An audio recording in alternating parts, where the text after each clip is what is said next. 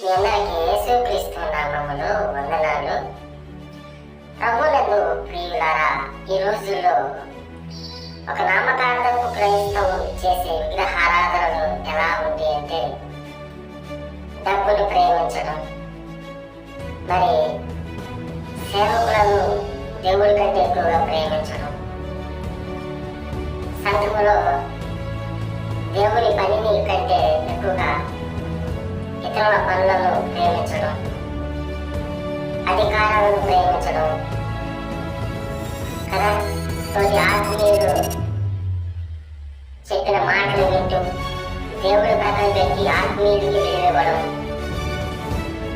అలాగే మొబైల్స్ ని ప్రేమించడం, మరి కడతలను ప్రేమించడం, ఇవన్నీ కూడా ఒక నామకార్థపు క్రైస్తవులు చేసేటటువంటి విగ్రహారాధనని నాకు స్పష్టంగా అర్థం